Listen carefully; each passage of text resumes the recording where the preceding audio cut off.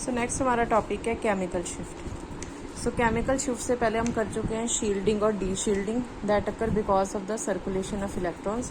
तो शील्डिंग में हमें पता है कि बेसिकली जो सिग्मा इलेक्ट्रॉन्स है वो शील्डिंग करते हैं, और डी शील्डिंग में मोस्ट ऑफ द टाइम्स हमने पाई इलेक्ट्रॉन्स की सर्कुलेशन से डी शील्डिंग ही होती है, एक्सेप्ट फॉर कि जब हम अल्काइंस को रखते हैं along the axis of applied field. So shielding और डी शील्डिंग से क्या होता है कि जो पोजीशन होती है एनएमआर सिग्नल की वो इफेक्ट हो जाती है। फॉर एग्जांपल लेट्स से कि अगर सिग्नल यहाँ पे आने वाला था स्टार्टिंग में ही, तो अगर शील्डिंग हो रही है दैट मीन्स हमें और मैग्नेटिक फील्ड लगानी पड़ेगी, तो सिग्नल यहाँ पे नहीं आगे जाके एट हायर फील्ड आएगा। सो शील्डिंग एंड डी शील्डिंग वो क्या करती हैं, वो सिग्नल की पोजीशन को शिफ्ट कर देती हैं। This is known as chemical shift. So what is chemical shift?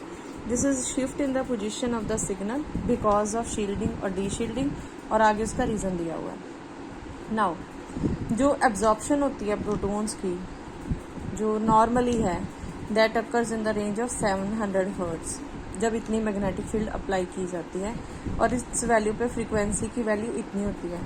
अब ओवरऑल अगर हम देखें तो हमें क्या नज़र आता है कि शील्डिंग और डी शील्डिंग से एब्जॉर्प्शन पे बहुत थोड़ा सा चेंज आता है, और वो जो स्मॉल चेंज है उसको हम एक्यूरेटली बता नहीं सकते, तो इसीलिए वी नीड अ रेफरेंस। तो ये जो टॉपिक है ये हमें ये बताता है कि what is the importance, what is the relevance of internal standard reference. तो हमें एक पर्टिकुलर रेफरेंस चाहिए। सो वो रेफरेंस हम कौन सा चूज करते हैं, दैट इज इसको हम कहते हैं शॉर्ट में TMS, विच इज टेट्रामिथाइलसीलिन। और अनदर थिंग इज कि जो केमिकल शिफ्ट के यूनिट्स क्या होते हैं, दे आर हर्ट्स और cycles per second.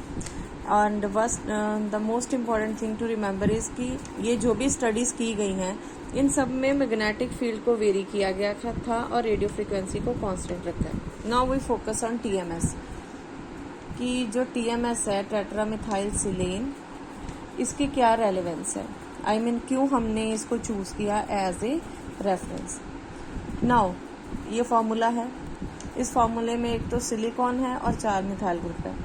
We know कि जो सिग्मा बॉन्ड होते हैं उससे बहुत ज़बरदस्त शील्डिंग होती है। तो अगर यहाँ पे हम देखें, पहली बात तो ये कि यहाँ पे 4 यानी कि टोटल 12 ऐसे इक्विवेलेंट प्रोटॉन हैं which are magnetically equivalent. Magnetically equivalent का मतलब जो ये सिग्नल आएगा वो किसके द्वारा आएगा, that will B because of 12 proton. तो ऐसा सिग्नल काफ़ी इंटेंस होएगा। इसका मतलब इवन अगर हम माइन्यूट सी क्वांटिटी भी ले लें, थोड़ी सी क्वांटिटी भी ले लें TMS की, तो ये अपना प्रॉपर एब्जॉर्प्शन सिग्नल शो करेगा। एक तो पहला ये रीज़न है। अदरवाइज अगर आप कुछ ऐसा कंपाउंड लेते हैं तो आपको जो रेफरेंस है उसकी ही काफ़ी अमाउंट यूज़ करनी पड़ेगी। सेकेंड थिंग इज कि ये जो कंपाउंड है it absorb at high field. Again high field का मतलब है कि बहुत ही दूर जाके सिग्नल आना। हाई फील्ड का मतलब कि बहुत ही दूर जाके सिग्नल देना। तो कहने का मतलब कि इसका अपना सिग्नल इतनी हाई फील्ड पे आता है कि जो most of the organic compounds हम स्टडी करते हैं वो इससे नीचे नीचे ही यानी कि वो लो फील्ड पे ही कवर हो जाते हैं। और इसकी क्या प्रॉपर्टी है, क्या क्वालिटी है, why it is selected as an internal reference, because it is chemically inert. Chemically inert का मतलब कंपाउंड के साथ रिएक्ट करके कोई नया कंपाउंड नहीं बनाता, रेदर देन ये क्या है, ये अपना रेफरेंस का एक काम करेगा rather than producing another type of compound. और क्या क्वालिटी है, इट इज हाईली वोलेटाइल। तो हमने ये सैंपल ट्यूब ली, हमने टेट्रामिथाइलसीलेन लिया, कंपाउंड डाला, तो क्या हुआ, अगर सपोज करो आपका कंपाउंड बहुत ही कॉस्टली है तो ये वोलेटाइल है, हम इसको इवेपोरेट करके अपने कंपाउंड को रिकवर कर सकते हैं। और इसका कितना बॉइलिंग पॉइंट होता है, it is 300 kelvin. Next is highly miscible. Highly miscible का मतलब that with most of the compounds, most of the organic compound this is miscible. तो सॉलिबिलिटी का कोई इशू नहीं। So because of these 4 qualities TMS is selected as internal standard reference. और ये question काफ़ी बार exam में आता होता है। सो अभी तक हमने देखा कि केमिकल शिफ्ट क्या है, फिर उस केमिकल शिफ्ट को निकालने के लिए हम किसको स्टैंडर्ड यूज़ करते हैं, TMS को। अब हम यूनिट्स ऑफ केमिकल शिफ्ट की बात करेंगे कि सबसे पहले तो हर्ट्स यूज किए जाते थे, but we know that CS is chemical shift is directly proportional to strength of applied field. इसका मतलब जब जब आप मैग्नेटिक फील्ड चेंज करोगे तो ये जो केमिकल शिफ्ट की वैल्यू चेंज होगी। तो हमने यूनिट्स ही चेंज कर दिए। हम क्या करेंगे, हम हर्ट्स को कन्वर्ट कर देंगे पार्ट्स पर मिलियन में, और ये जो ppm होता है it is independent of applied field strength.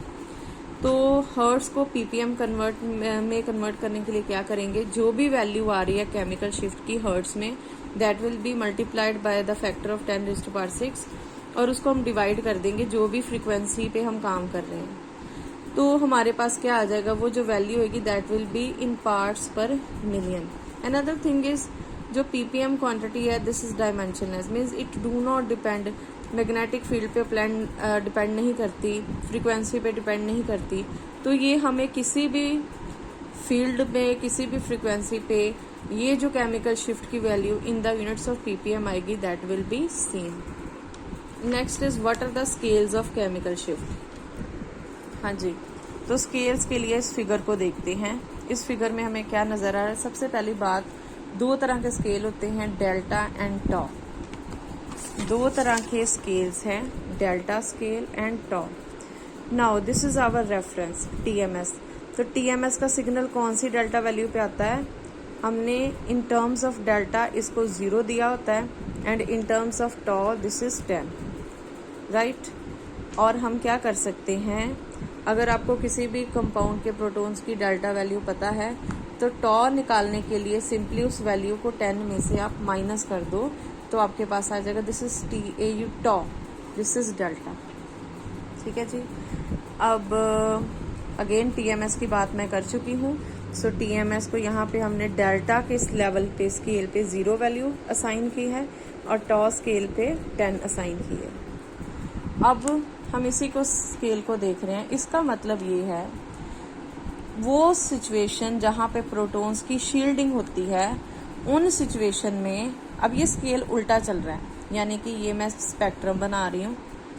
यहाँ पे होती है हमारी अप्लाइड फील्ड स्ट्रेंथ, राइट, और यहाँ पे होती है इंटेंसिटी ऑफ एब्जॉर्प्शन। तो हमने यहाँ से स्टार्ट की मैग्नेटिक फील्ड लगानी, मैग्नेटिक फील्ड लगा रहे हैं। देखो मैंने TMS को कितनी दूर जाके शो किया, तो इतना क्लियर होना चाहिए कि TMS का जहाँ पे सिग्नल आ रहा है यानी कि वहाँ पे कितनी हायर अप्लाइड फील्ड की वैल्यू होगी, क्योंकि इसमें 12 प्रोटॉन थे जो सिग्मा बॉन्डेड थे जिनकी शील्डिंग मैक्सिमम होती है।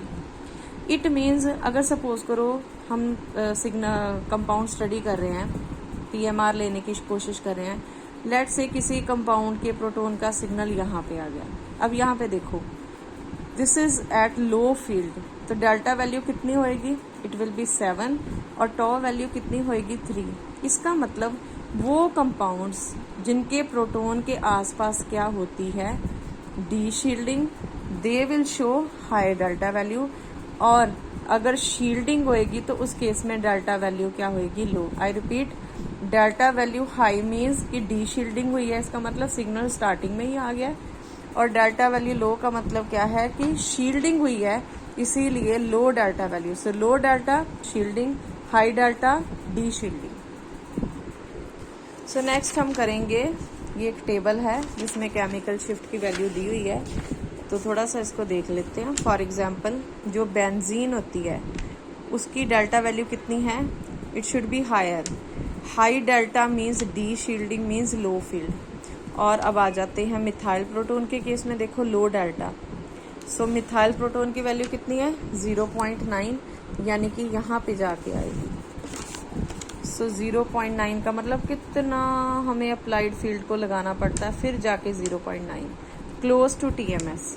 तो ये टेबल में अगर आप देखोगे तो वो प्रोटॉन्स जिनके अराउंड होती है D shielding, they will show high delta value, और अगर आप टॉ की बात करोगे तो टॉ उल्टा चलेगा। High delta means D shielding, it means low delta means D shielding. जैसे आप बेंजीन की एग्जांपल ले लो, बेंजीन में हमने पढ़ा था डी शील्डिंग होती है, डेल्टा कितना है हाई और टॉ कितना है लो। सो ये टेबल एक बार आपने ज़रूर देखना है अच्छे से।